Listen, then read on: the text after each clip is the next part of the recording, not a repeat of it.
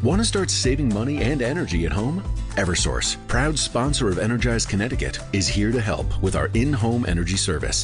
For just $50, our certified technicians will give you a unique home energy score and conduct on-the-spot services. Plus, you'll get rebates and incentives on efficiency upgrades, like improved insulation to stay comfortable and save money all year round. So don't wait. Go to eversource.com to get started today. Paid for by a charge on customer energy bills.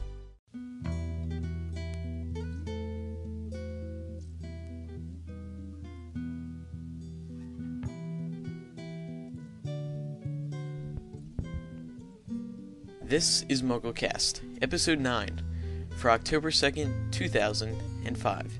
If you haven't finished reading Book 6 yet, then you probably do not want to listen to this podcast, as we do talk about several different spoilers.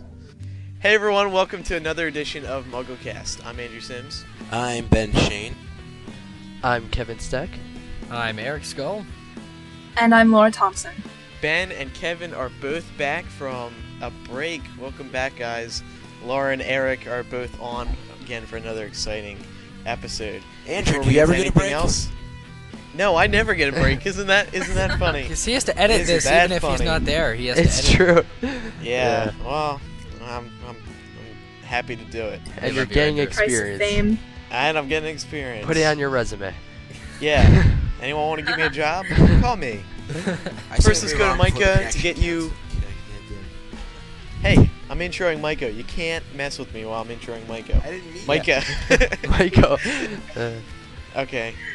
Micah, please take it before I start crying. Thanks, Andrew. Sites for both the world and U.S. premiere of Harry Potter and the Goblet of Fire have been confirmed.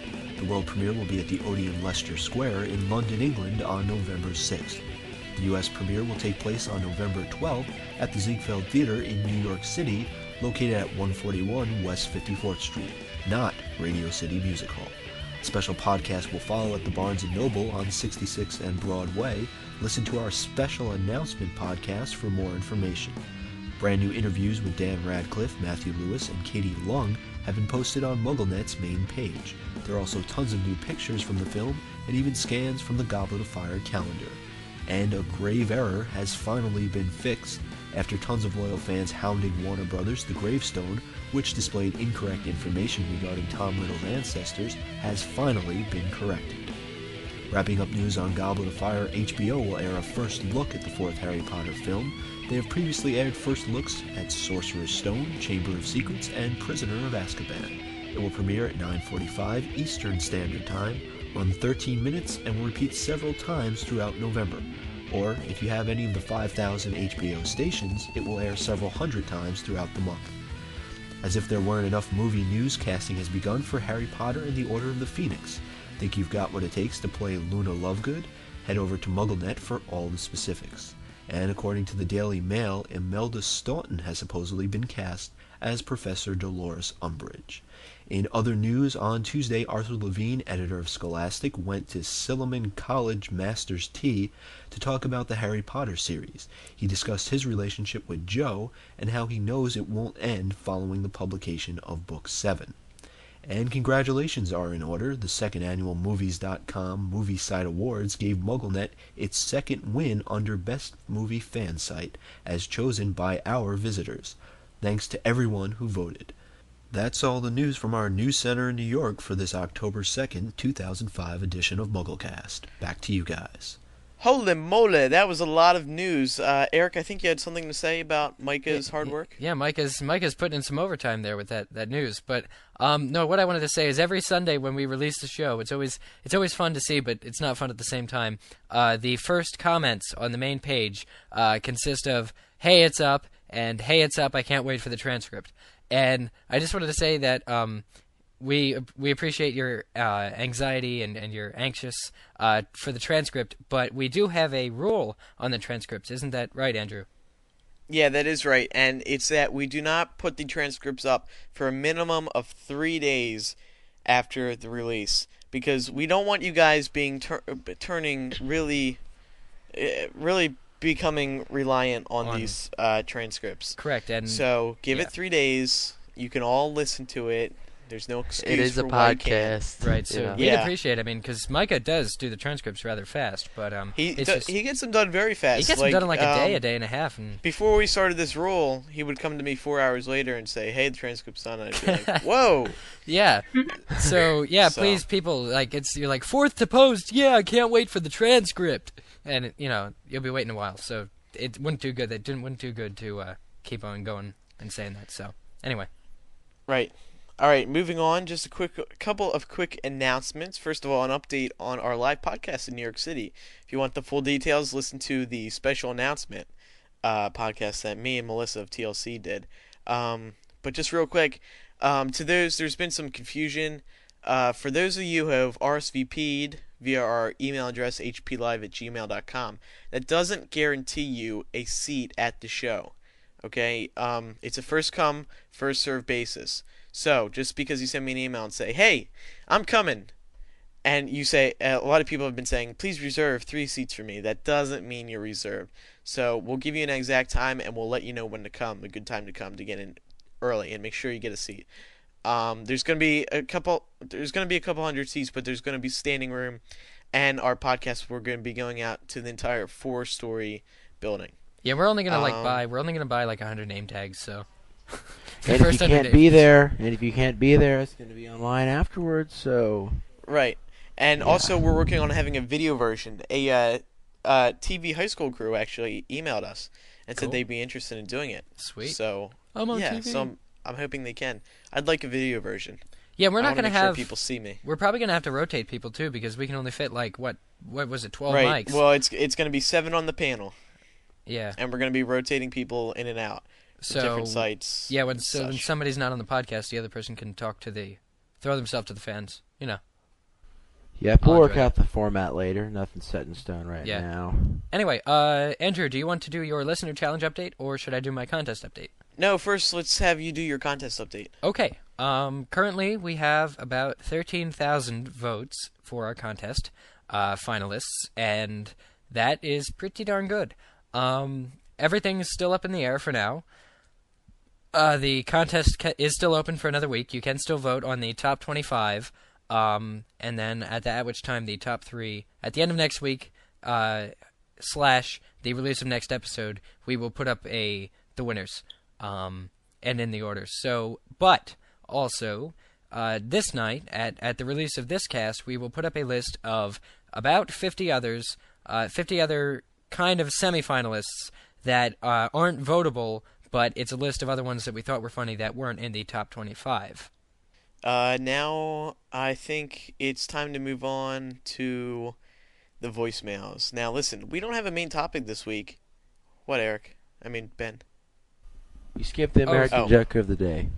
Oh, We yeah. can't do that. We can't get. Oh, come on. All right. Andrew. Since Jamie is away this week, unfortunately, he's very busy getting ready for going back Exams? to exams precisely.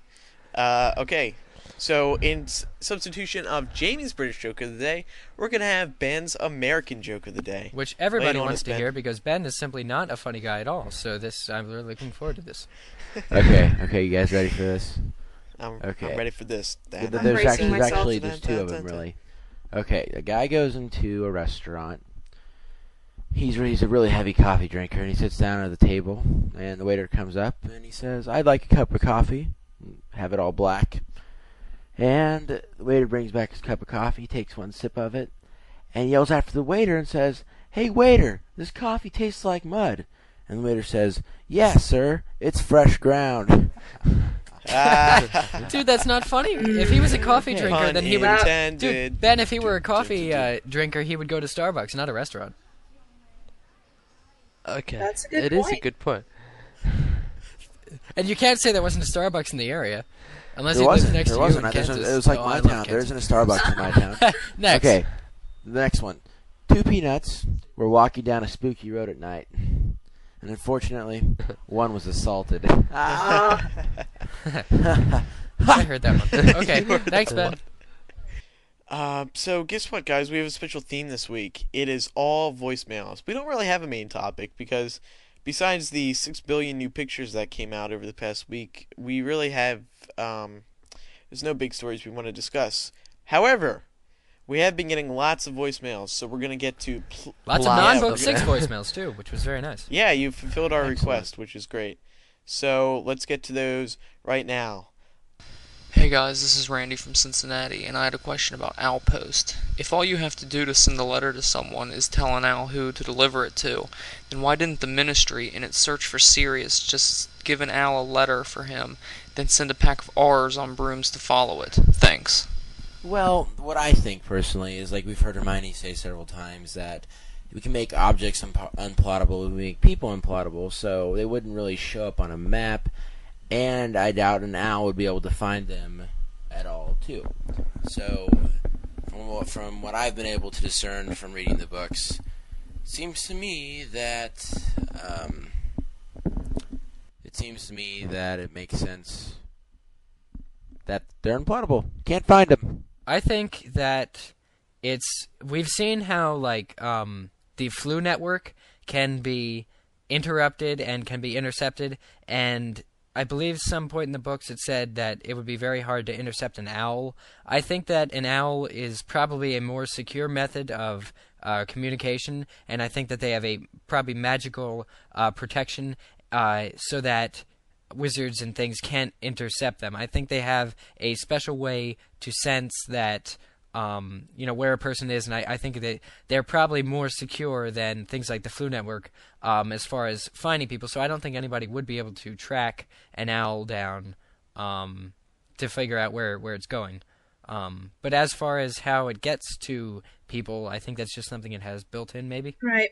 I think those are some pretty good points. I also think it's we know how powerful Sirius is just because he was able to become an animagus at such a young age. So I think along with the previously mentioned points that he would definitely have thought of something like that when he broke out of Azkaban. Yeah, it's funny because even though Sirius seems to disregard most security, he's always been really good when he needed to be as far as avoiding things, even Umbridge. So that's good. Yeah. Anybody else? No, I agree with all the points. Definitely. Cool. Kevin, you're awesome. You agree with us. You agree I have with an us. easy You're not answer. Like I wish we could get a real explanation, though, as to how the owls track down the wizards or witches that they're after. J.K. Rowling, I know you're listening to this. Please answer this on your yeah, website. she listens. I wish. Come on, Joe. I'm calling you out. Let's Joe. go. I do want to say that I think it's one of those things that we won't see answered until after Book 7 is released. Right. Like if she were to write a follow-up book Exactly, for like charity. I think it's one of those small little tidbits that she Fun won't. facts. Exactly. Yeah. I'd like to know. I would have fun finding it. All right. Okay, next voicemail. Next voicemail. Hi, I'm Hermione Asia from Malaysia. I'm 14 and I like to say I really like MuggleCast and I hope you get into the New York premiere with the podcast. Just wanted to ask whether you guys are happy about the actors and actresses in the movie, especially Dan, Emma and Rupert. Keep up the great job. Thanks. Well, one of the cool things I think is that I wanted to bring this up a few podcasts back. I think it was actually the first one when Ben asked me what I thought about bringing things in the books to life. And I think one of the things about movies is that they really have the power to create imagery for us. You know, like we're going to be introduced to the pensive scene and all sorts of stuff in Goblet of Fire, and movies can really create, vision and visuals and things. So along with that, and it didn't just teach us how to say Hermione properly, but the movies did a lot for us as far as casting. And because I came into the fandom with the first movie, my characters have always been, skewed in my mind towards the movie characters, like, Alan Rickman, Snape, and things. And so the trio is pretty close to what I imagine when I read the books as a result of that. But I wanted to say I don't think I could think of anybody else being in the movies, as the trio. It'd just be weird because the movies kind of established those three as them, and they went off the books, so it's close, and I don't think that I can see anybody else doing that. I remember Chris Columbus, who was the director for movies 1 and 2, wanted to have Haley Joel Osment be Harry Potter? And Joe said, well, no, because he's an American actor, and I only want British actors in the movies. And I'm really glad that's what happened, and J.K. Rowling didn't let Chris Columbus get in the way of that, because Haley Joel Osment would have been a terrible Harry Especially Potter. looking at him He's now. I mean, Well, I think that. Yeah. Well, I think He's that got blonde hair. well, it kind that of, can it be remains to be seen. No, I support J.K.'s decision on the basis that he wasn't British. Like even now, when they're casting things, all these kids in America and all these Americans want to be extras and stuff, and it's just not practical. I like how they've kept a British cast, even for the teachers too. So, I'm not going to comment on Haley Joel's acting. Because I liked some of his movies, but I'm just going to say that I support J.K.'s decision on the basis that he was American. He is 15 now, so the age difference wouldn't be as big of a deal. Well, what do you think about the possibility that the actors will be rotated out? Do you think it's plausible? I would really prefer that they didn't. Switch the actors out? Yeah. Oh, that would be such a bad Yeah, move. but they've been talking First of about all, since you the have first these- movie. So, Yeah, but you can't but think disregard about the it. Yeah. possibility. you have these fan bases built up, these huge fan bases. DanRadcliffe.com, even just websites for that matter. Imagine what would happen if they said, hey, we're replacing Dan Radcliffe with, say, Haley Joel Osment, because Dan will do it if they ask him to. But because we're tired of Harry, he doesn't fit. He's too old. The character anymore. Yeah. He's too old. His eyes are changing colors. His voice is too deep. Something stupid like that. No, one of the things is about Dan getting older and the trio getting older and stuff. I don't think that matters. I've always liked the idea of older actors playing younger people because it gives a sense of maturity and, age, development. Even though Dan is, 16, portraying a 14-year-old, that's fine, because I think it really says something that a 14-year-old can be as mature. It opens up the possibility that they can be as mature and be as smart as somebody older than them, which I've always supported that concept. Right, and none of the main actors are exactly as I imagine the characters in the books, but I think that they've all really grown into the parts, especially Emma Watson. Even though she really doesn't look at all like my version of Hermione, I think she has really improved her acting skills. I think that she's doing a really, really good job. And when you look at the the first movie compared to the third one, their acting is 10 times better. So yes. You would hope that they would continue to improve. The only thing I want to see from Hermione now, from only Emma, get better, is they'll let her do it. Now, some of the stuff hasn't been... for a while, she wasn't even Chamber of Secrets for that much. But one thing I would like... We've seen the emotional side of Hermione. I'd like to see more of the book-smart Hermione, in a way, because she's more emotional, and she more exists to kind of bind the Ron character and the Harry character together in the movies, I think. She really needs...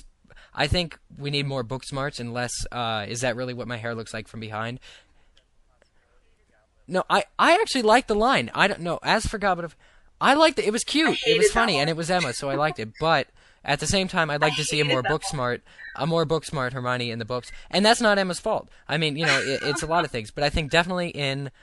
And it's kind of funny, because she has to be more emotional in the books now, or in the future movies, because she has to say in book 5 that, you're yelling at us, Harry, stop. But I really want to see some book smarts, Emma, because that's, I think, what we need out of her.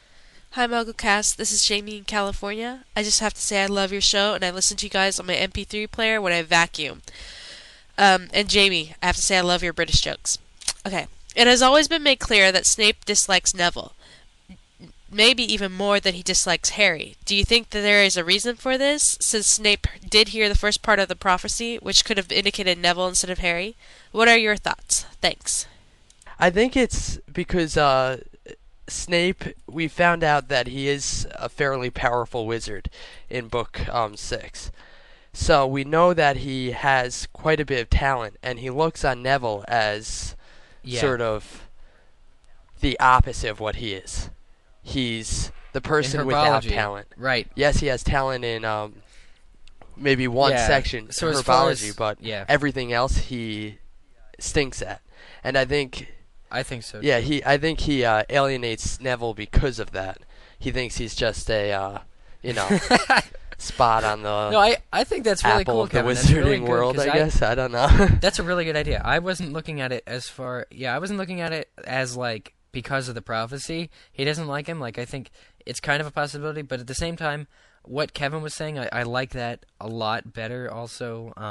Now, Snape does know, or I'm pretty sure he knows that it was, Bellatrix and all them who went and tortured Neville's family, so we really can't blame him for being, incapable or incompetent. But at the same time, I was rereading the first book, which is why I quoted it last week. But also, if you remember, the first lesson with Snape, he says that, it'll be an okay class if you aren't the same amount of, like, dunderheads I usually have to teach, or something. And then it said Hermione was trying to prove she wasn't a dunderhead. But so he really has his content, as Kevin said, for people who can't perform as well as he is. And he's a Half-Blood Prince. He invented his own spells and stuff. So I think that really brings more insight into why he doesn't tolerate people that are less than him. And before book 6, he seemed... Yeah. He didn't seem like he was all that special. But now that you He's look at him from a book 6 perspective, you special. see And that I think he obviously that's very has talent. interesting, especially in what we can kind of concur about him jealous of James Potter, because in many ways I think it might not have been at Quidditch, but we're seeing that James and Snape were probably evenly matched as far as magical power, if Snape wasn't more. And I think it's interesting that James really, treated Snape badly, because if it weren't for James's prejudices, and if it weren't for the Marauders' prejudices, they would have had a really good friend on their hands. So that really, I like what we're seeing of Snape. Except he killed Dumbledore, but, Good points. We got to keep this moving because we got a lot of voicemails. We do. All right. Because after all, this Voicecast. is our voicemail-themed show. Someone could almost call it a voice-a-thon. Hey guys, I'm Trevor, and here's my question. I just finished reading Goblet of Fire again, and at the end when Harry's fighting Voldemort, Voldemort's spells start coming out in reverse order, except his dad comes out and then his mom, but supposedly his dad died first and then his mom, so his mom should have come out first. Do you think this might have a meaning later in the book, or was it just a mistake? Thanks. Okay, well, great question, but actually this has already been answered. Thanks to Kevin and Ben and, well, everyone else except me for pointing it out. It was actually answered on J.K. Rowling's official site under her FAQ section. I'll just read it right now. Lily first, then James. That's how it appears in my original manuscript, but we were under enormous pressure to edit it very fast, and my American editor thought that was the wrong way around, and he is so good at catching small errors, I changed it without thinking, then realized it had been right in the first place. We were all very sleep deprived at the time, so it was actually a book mistake, and it's nothing more. There's no theories related to it. Yeah, that's what that's what Joe says. So in reality, it was that, like, Voldemort killed James and then made a Horcrux out of him and stuff, but it's all an enormous cover-up. In this case, I'll take Joe's word for it, because And it was fixed in later editions, right? And there's... It's good I believe it was stuff fixed like in that later where editions, it's a book mistake, but people don't know it, and then it turns into this huge theory discussion. Yeah, that terrible, is bad. Especially... Well, she has said that she doesn't like theories. Well, the Mark Evans are ones just weren't pointless, though, which was cool. Like that ticked me off very much, but I guess it ticked her off. Yeah, exactly. She got her comeuppance by putting that. Mark Evans in there, and I think she hated it as much as I did. So. And according to her, she's walking around in a mustache now to avoid people swamping her because of that. Joe in a mustache, that would look funny, but don't send us photoshopped images. I was just thinking that. All right, next voicemail. Hey guys, my name is Drew. I'm calling from Utah. I'm 24 years old. Great show. My question has to do with Charlie Weasley. I'm wondering what your thoughts are on him. He's barely mentioned in the books. He only appears, I believe, in Goblet of Fire in the Quidditch World Cup and Helping with Dragons, the Triwizard Tournament. I wonder if at this time of crisis and war, there's a reason why he isn't mentioned more at home. Since Bill is around all the time to help out, I wonder why Charlie isn't around. There could be nothing to this. I just wonder what you have to say. Thanks. Bye. Was Charlie the one? No, Bill is the one with the long hair, right? Well, Charlie is the one that yes. He's been involved with the dragons. I think they mentioned him in passing about him in a different country, didn't they? In I think book 5. Am I wrong about that? Book 5 or 6? Elsewhere. I don't remember, but I don't think it matters. Hey, I'm sure we'll see him. I think that has a big part of it. I'm sure we'll see him, but I'm not sure how big of a role he. Yeah, is lately going to play. he's been almost as little mentioned as Percy, and so. Yeah, but Percy is one of those characters that Percy's- sits in the background. I think this is one of these characters who people think plays a big role, but really, he plays. He'll have nothing something other than because just another they gave Weasley him Norbert brother. in the first book. They gave him Norbert, so he's been there. Since the beginning of the books, he's kind of been lingering in the background. But whether he'll come mainstream or not remains to be seen. Just like Aberforth Dumbledore. And one funny thing about Aberforth Dumbledore is, will she call him Dumbledore? Will she go throughout the whole book referencing him as Aberforth, so that hopeful fans don't open the book and see Dumbledore's name and be like, "Oh my God, he's back." Yeah, that's which true. leads us That to will happen. our next voicemail about if Dumbledore will come back like Gandalf. Well, first let's take a listen. Hey MuggleCast staff, this is Jasmine. Wanted to give you guys a ring and tell you I love the show. I think imagination has no age limit, and it makes me really glad to see people getting excited about it. Right, on to my question. Do you guys think that Dumbledore will be making some sort of Gandalf-esque reappearance in the forthcoming novel? Probably not, but just thought I'd get your opinion. Again, love the show. Keep up the good work. Cheers. I think at most he's going to make an appearance in a portrait. Done. I don't think he's going to be making. That's the biggest appearance I think he's gonna make. Okay. Oh, that's a really sad thought. I know, but I think he's going to play. You'll see him once more, and that will be so. it. And maybe something like that. You know what? I think it should end. I think it should end with Harry meeting Dumbledore in his office, and he can go, "Dumbledore, it's over," and Dumbledore can look right down at him and say, "That's now you know why you have your scar," or something funnier, or "You truly are deserving of your scar," or something. I think it'd be cool if the last word in the book was a quote from Dumbledore.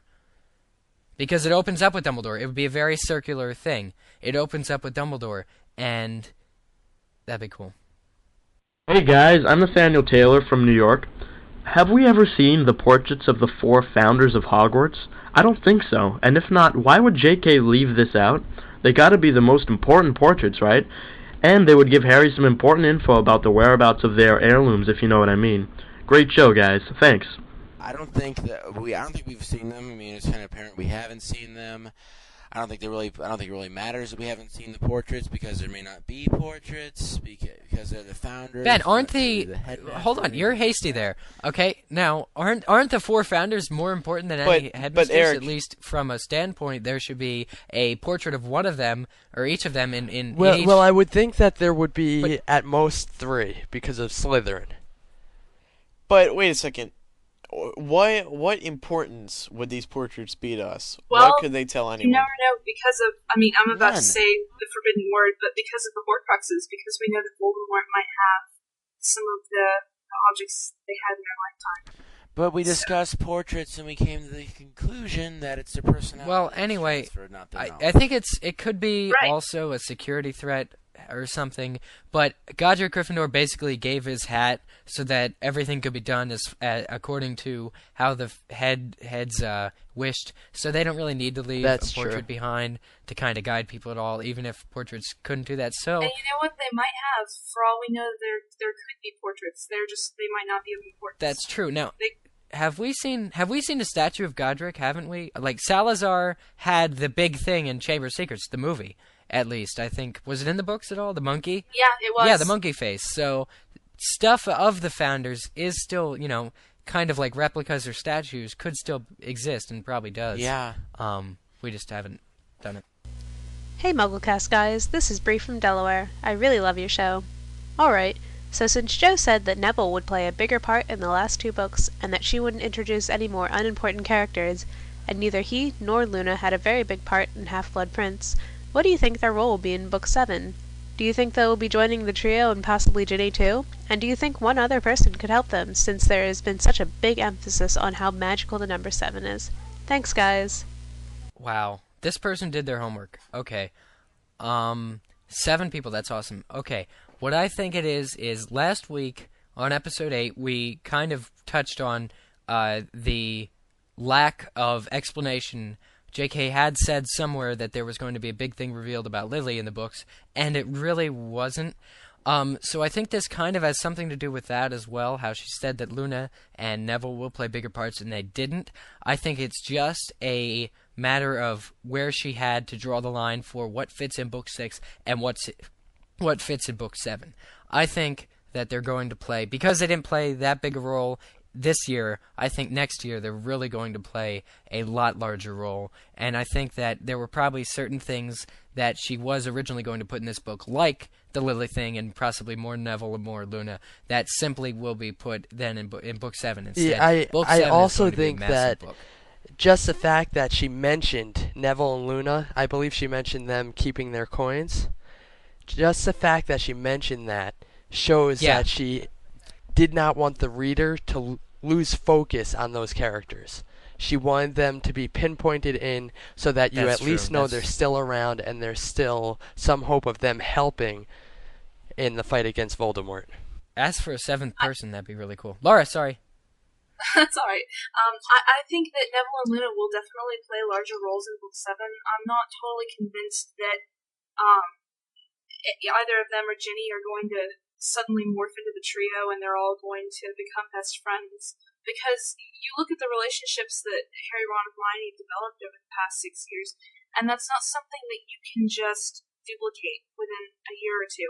So I really think that, particularly at the end of Half-Blood Prince, we saw Harry being thankful that he had one last, peaceful day on Earth with Ron and Hermione. I think that was definitely an indicator that there is going to be more emphasis still put on the trio. I like that. Yeah, it's kind of like, well, one of the things is if Harry lets them in also. If he let Neville and Luna in, they could probably become really good friends, like even more than they are now. But I agree with you, there's like a primary and a secondary relationship between, primary is the trio and then secondary is Ginny and Neville and Luna and the, some of the DA. I'm just curious, guys, do you know what comes after primary and secondary? Is there like third dairy, triple dairy? Somebody, I'm asking the fans right now, if you know, please send me an email at my email on the About Us page. All right, next voicemail. We got to keep rolling here. Hello, my name is Lindsay, and I subscribe to MuggleCast. I promise this isn't a Book 6 question. However, in Book 6, Fred and George mentioned that the many Ministry wizards are unable to perform basic shield charms. Also, the Ministry's defensive magic pamphlets found in the Daily Prophet are described as being very inadequate. What do you think this says about magical standards, and what effects do you think this theme of the ignorance or ineptness of the wizarding world in general will have in Book 7? Do you believe this is an accurate portrayal of the average wizard's abilities, or merely the ineffectiveness of the Ministry of Magic? This is what I think. I think that just the fact that they emphasized that difficulty shows that there are people in the Ministry that are able to do advanced magic. I agree. I think it's just like any community. You're going to have people who can't and people who can. Just that they were saying that the fact that they allow people into the Ministry that are unable to perform some of these basic charms, is pretty sad. Just a little. Yeah, I don't know. There's maybe a bunch of like semi-squibs / Peter Pettigrews. Well, Peter's proving himself now. Ignorance. My favorite topic to think about and ponder in the Harry Potter books. Which means, yes, it will be a long response. So, people at home, make sure you have time to listen to this. Alright. Now, ignorance. Dumbledore has said in the past, or rather, I believe it was the end of Book 5, where he says directly to Harry, it is now time for us to pay for our ignorance and for our mistreatment of other races and what we consider to be lower, like goblins and things. And so far the goblins haven't rebelled, but Dumbledore had that best line when he said that it's now time to pay for our ignorance and for our arrogance. And I think that is one of the things that contributes. I think there's definitely an underlying theme of ignorance. Now, Also, the pamphlets talking about how inadequate they are. I don't think they have to be adequate. If you recall, and I'm not sure that our audience, maybe we have some of you who are old enough to understand this, like Mr. Nelson himself, maybe, but the duck and cover video that they show, I heard of it in history class, but during the atomic bomb age, where we were all frightened for our lives, the American government came out with this video called Duck and Cover, and I believe it was a pamphlet as well, and it's rather... Looking at it now, it's rather a humorous depiction of what we should do if an atom bomb drops. They just have a lot of people like running and jumping into walls and landing on their heads and covering themselves with picnic blankets. And so at the time, but that's the point. It's mediocre, but at the same time, it did work, and it probably created a lot of protection because pamphlets and videos like that did exist. So I think not everybody would realize at the time. I think the American government probably should have realized at the time that it wouldn't work, but no person would, and that's the point. And I'm going to get taken away or something by the government tonight, but I'm just saying the fact that pamphlets do exist, even if they're inadequate, not everybody realizes that they're inadequate, and it's better than doing nothing, I think. So what he's saying is duck and cover. I'm saying duck and cover. Yes, this is Eric Skull saying duck and cover. But that's not all. I have one more thing I'd like to add. Yes. What you were saying, Benjamin, about squibs joining the ministry and things, and how R's have to be, or sorry, was that Kevin? R's have to be. Okay, Kevin, you're a genius. How could I suspect Ben to come up with something that intelligent? Now, what Kevin was saying about the R's, and how it's particularly difficult to become one, I think it's very important. If you realize 17 and people leave school at 17. People can graduate Hogwarts at 17, and they don't even have to stay that long. Fred and George left, early. So, and they're prominent figures in the Wizard Society. Now, think of this. If you were 17, how many jobs can there possibly be for wizards?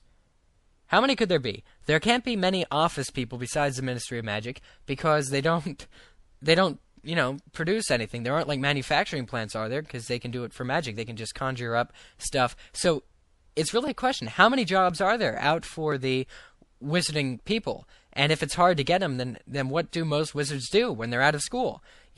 So they're overage. They can do all this magic, but where do they put it? And even though we've seen, a diversity, like Bill does stuff for Gringotts and other people, but once you're 17, you can go out into the world, and unless you're an R, or unless you work with dragons or the specific very few branches of magic, what do you do? And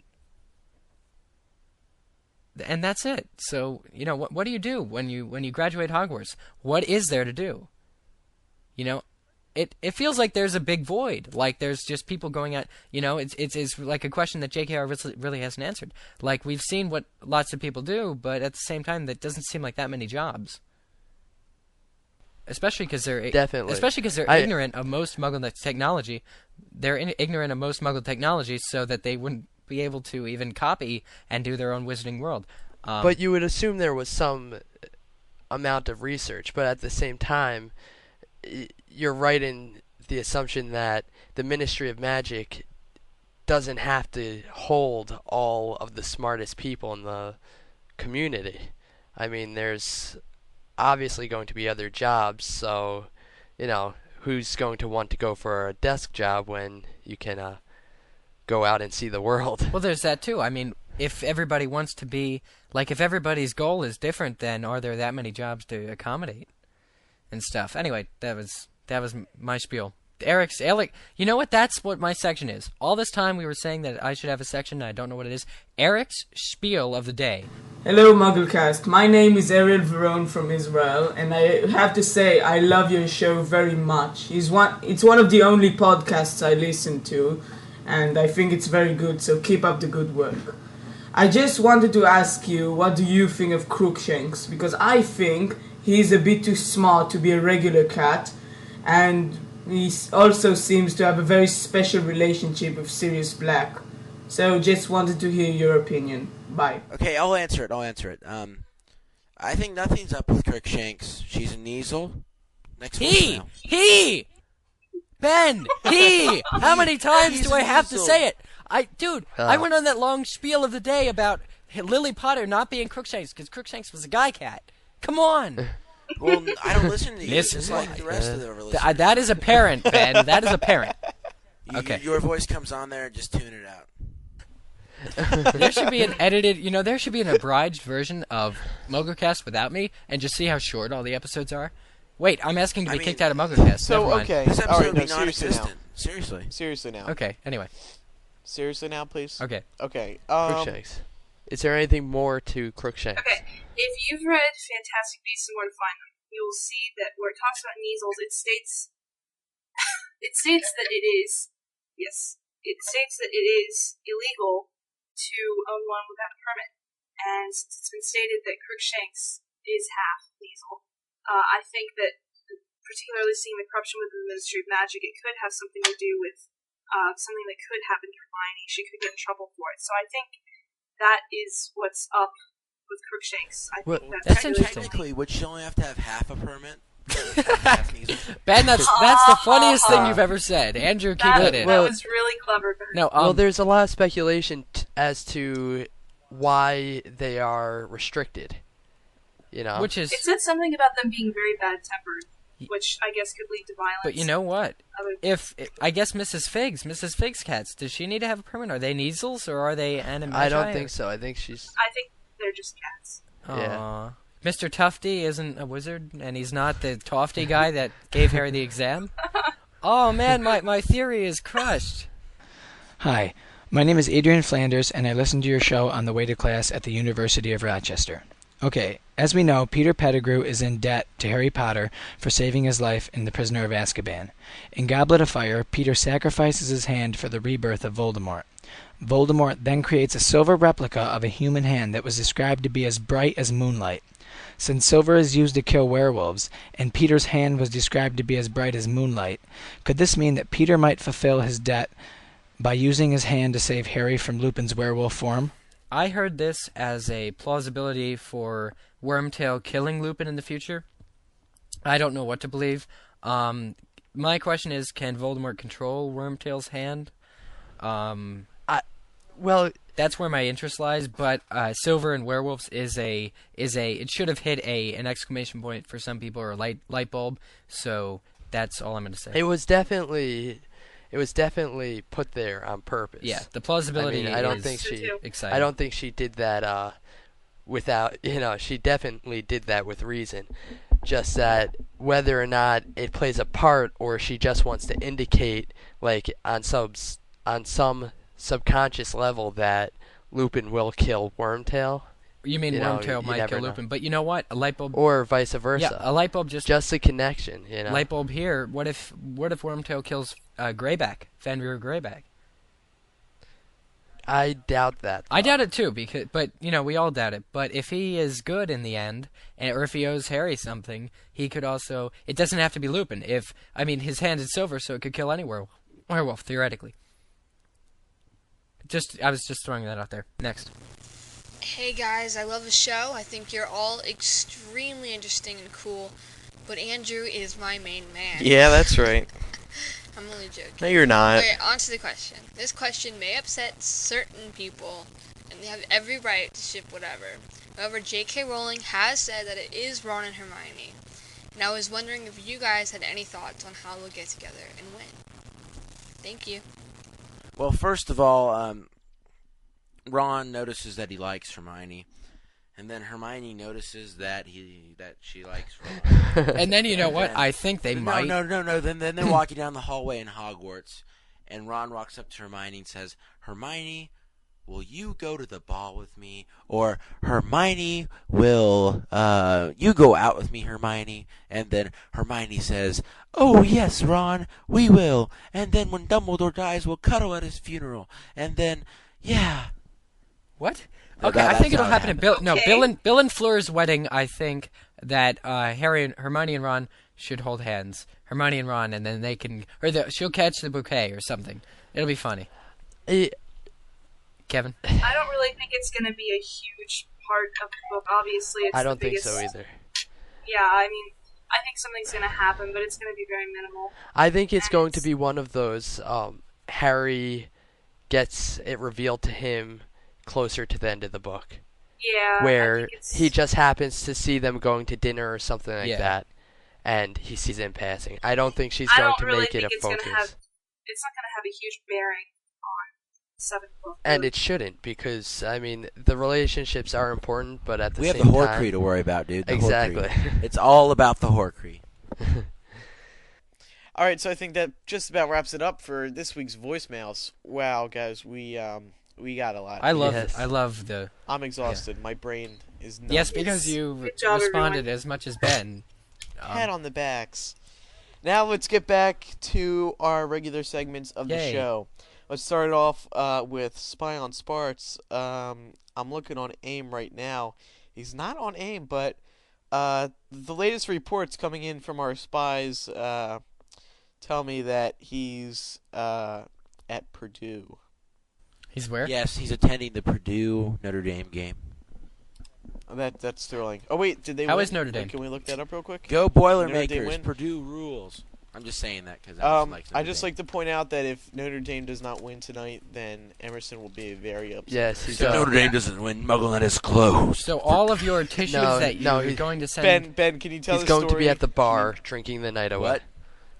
And none of us will IM him for like a week. Yeah. Oh, wait. No. Notre Dame won 36-17. All right, in that case, send those tissues that over great? to... So... Reserve those. Go Irish. Reserve those tissues. So now we won't hear Go the end of Irish. it for a week. Yes, so now we won't hear the end of it Exactly. for a week. Either way. So I believe that concludes this week's edition of Spy on Sparts. My new segment, Andrew's Listener Challenge of the Week, is sweeping the Has nation. been met with tremendous excitement and response. This past week, I introduced everyone the first challenge, which was trying to find ways in your town to promote MuggleNet or MuggleCast, and boy, did we get a response. At first, I was worried because for the first 2 or 3 days, I didn't get anything. That's because they were out Then on their later in the towns week, posting. I got a big response. I posted 30 images in our image gallery of different ones. They're so creative. Some people hung up big pictures of me. Some people this one girl used her huge window overlooking Chicago to promote MuggleCast. I almost told Dylan to go down there and check it out until she had to take it down an hour and a half later because her roommates were upset. But all those are in the gallery. You can check them out in the show notes over at MuggleCast.com. Guys, are we Now- done? I need to run out, so let's... Are you interrupting me? Seriously? I don't care. Both of you interrupting me? Eric interrupts everyone. Why can't, if you can do it, why Seriously. can't Keep I? going. Joke? Just keep going. Is this a joke? So, this week's listener challenge, I've been thinking really, really hard about this all week. And honestly, I don't Therefore, know. we're continuing So over. this week's It's listener challenge is for you to give me a listener challenge. Send those to challenge@staff.mugglenet.com. I really couldn't. You're gonna think get of 1,000 emails that say, "I command you to stand on one foot." Huh. No, I need challenges that send the fans out to do stuff. So send your ideas, and then I'll be using them. Okay, so I think that wraps up episode 9 of MuggleCast. Once again, everyone, if you have an email, comment, question, suggestion, send them to MuggleCast@staff.mugglenet.com, or make it easier on us and use our feedback form at MuggleCast.com. Full show notes can be also found if you're using your iPod. Just give your iPod 3 or 4 clicks in the center, and then your show notes will show up. Or go to MuggleCast.com, then click on episodes. That's about it. Once again, I'm Andrew Sims. I am the Ben Shane, your favorite Kansan. I am Kevin Steck. I am Eric Skull. And I'm Laura Thompson. Oh, one last thing. I'd also like to plug my official fan site and thank them and everyone. No, shut up. No, Covered you're not- all you're not this. plugging yourself. Shut up! Shut up, Ben. Have a good night, everyone. Want to start saving money and energy at home? Eversource, proud sponsor of Energize Connecticut, is here to help with our in-home energy service. For just $50, our certified technicians will give you a unique home energy score and conduct on-the-spot services. Plus, you'll get rebates and incentives on efficiency upgrades, like improved insulation to stay comfortable and save money all year round. So don't wait. Go to eversource.com to get started today. Paid for by a charge on customer energy bills.